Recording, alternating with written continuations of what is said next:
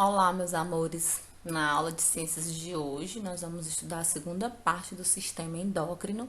A aula vai ficar um pouquinho maior, mas vocês assistam o vídeo até o final, por favor, para vocês poderem entender, ok? O sistema endócrino, como eu já falei para vocês, ele é formado de glândulas endócrinas que liberam substâncias dentro da corrente sanguínea, né? Nós vamos ter a primeira glândula, que é chamada de hipotálamo. Esse hipotálamo, ele vai receber as informações do sistema nervoso, gente, e vai mandar para a hipófise. Se vocês estão vendo aí essa imagem onde tem o nome de hipotálamo, esta é a glândula que recebe todas as informações do sistema nervoso e manda lá para a nossa hipófise, que é a segunda glândula. Além disso, ela também ainda vai produzir a ocitocina, que é o hormônio do amor, né? Que a gente vai ficar bem apaixonado ao produzir esse hormônio. E o ADH, né? Que é o hormônio antidiurético. Ele vai ficar liberado, vai ser liberado pela hipófise, né? Então, vai ser produzido pelo hipotálamo e liberado pela hipófise. A segunda glândula é chamada de hipófise, ou pituitária, também, como eu já falei para vocês em outros slides, em outros vídeos.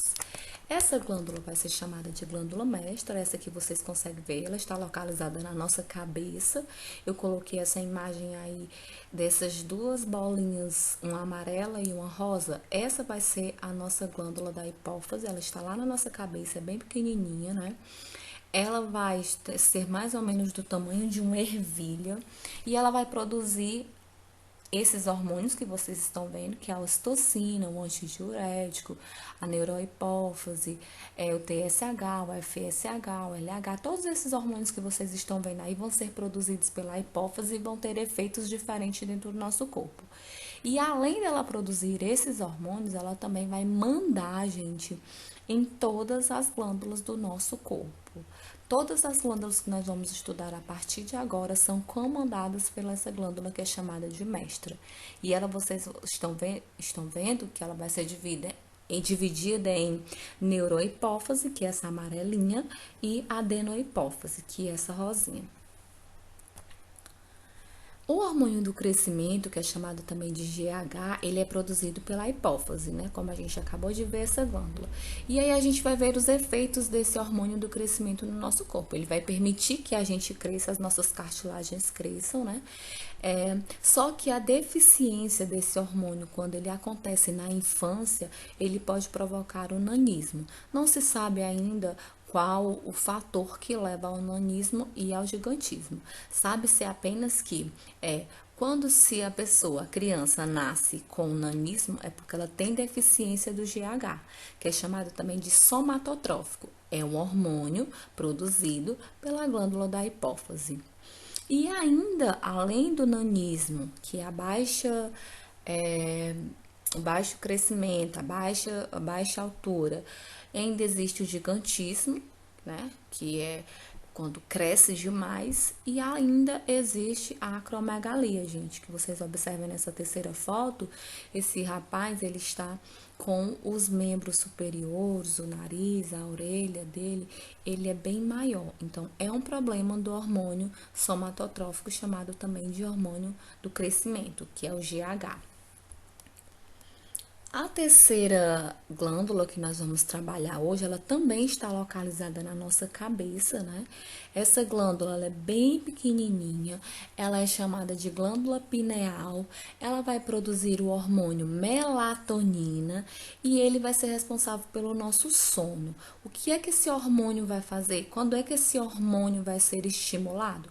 A glândula vai produzir o hormônio quando a gente estiver em locais escuros. Quando você chega no seu quarto, desliga as suas luzes e deita na sua cama, a sua glândula pineal começa a produzir a melatonina que cai dentro da tua corrente sanguínea e você vai ficar com sono e vai dormir.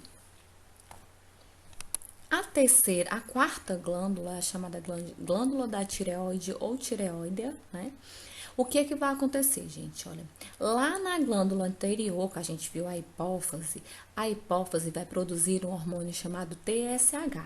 Quando a hipófise começa a produzir o TSH, ela vai estimular, ele cai na corrente sanguínea e estimula a tireoide, que está localizada no nosso pescoço, né, a produzir o T3 e o T4, que são hormônios que vão controlar o que no nosso corpo?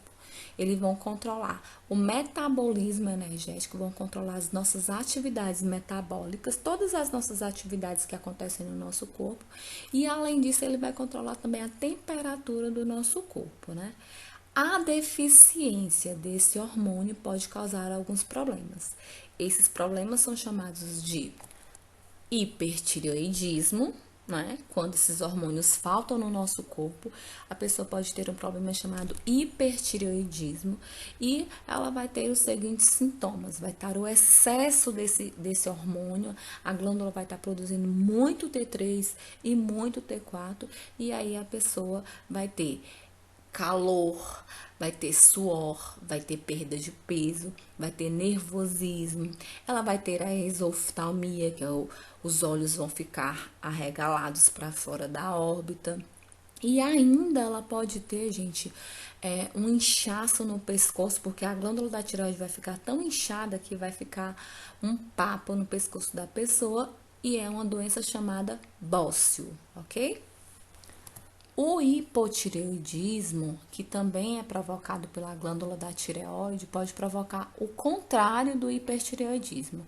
Ele vai provocar quando tem-se a carência do T3 e do T4, quando a pessoa tem pouca produção desses hormônios, ela vai começar a destruir a sua própria tireoide, né? Ela vai ter os sintomas.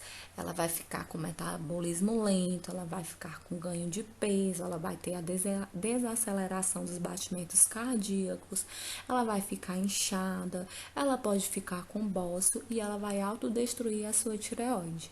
Isso pode acontecer, gente, por conta da carência do iodo na alimentação. E onde a gente vai encontrar esse iodo? Esse iodo vai ser encontrado no sal de cozinha. Por isso que é importante a gente ter o sal de cozinha na nossa alimentação em doses corretas para não provocar outro problema, ok? Então, o hipo e o hipertireoidismo são problemas da nossa tireoide. A quinta glândula é a chamada paratireoide, ela vai estar atrás da tireoide, são 4 glândulazinhas que vão controlar a quantidade de cálcio dentro do nosso corpo. O hormônio produzido vai ser o paratormônio, que vai fazer o quê? Ele vai retirar o cálcio do osso e vai levar para o sangue. E a calcitonina, que vai retirar o cálcio do sangue e levar para os ossos. São os dois hormônios produzidos pelas glândulas paratireoide, calcitonina e paratormônio. Nós temos a sexta glândula, que é chamada de timo, é uma glândula que participa na defesa do nosso corpo, porque ela vai produzir células brancas. Ela vai fazer a maturação dos nossos linfócitos T, que são células de defesa. A nossa sétima glândula vai ser a suprarrenais, está acima dos nossos rins, são chamadas também de adrenais.